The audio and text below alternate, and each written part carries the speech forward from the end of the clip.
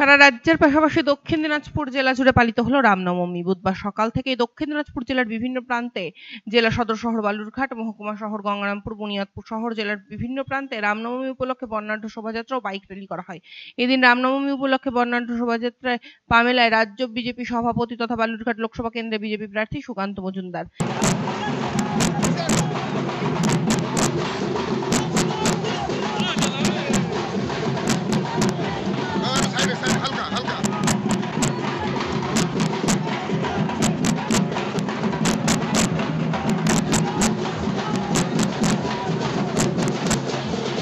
তার সাথে উপস্থিত ছিলেন দক্ষিণ দিনাজপুর জেলা বিজেপি সভাপতি স্বরূপ চৌধুরী সহ বিজেপির অন্যান্য নেতৃত্বরা।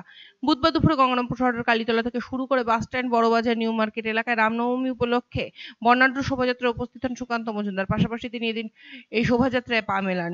সূর্যের প্রখর রোদকে উপেক্ষা করে এদিন সারা জেলা জুড়ে রামনবমী উপলক্ষে বর্ণাঢ্য শোভাযাত্রা এবং বাইক র্যালি প্রত্যেকে উপস্থিত ছিল যথেষ্ট লক্ষণীয়। এদিন দক্ষিণ দিনাজপুর জেলার সদর শহর বালুরঘাট, মহকুমা শহর গঙ্গারামপুর ও বুনিয়াদপুর সুকান্ত মজুমদারের সাথে এই শোভাযাত্রায় রামনবমী উপলক্ষে 8 থেকে 80 উপস্থিতি যেমন সকলের ছিল, তেমন পাশাপাশি রামনবমী উপলক্ষে গেরুয়া পতাকা হাতে নিয়ে মিছিলে পা মেলায় সকলেই। রামনবমী উদযাপন সমিতির পক্ষ থেকে আমাদের আমন্ত্রণ জানানো হয়েছে।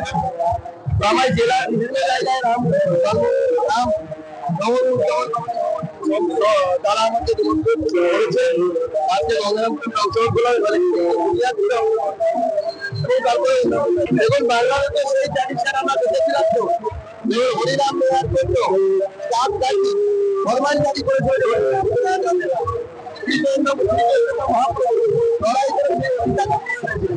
আমরা আবার লড়াই মহাপ্রভু দেখানোর পথে লড়াই করে রামনবমী অধিকার অর্জন করবো এবং এরপরে পাড়ায় পাড়ায় রামনবমী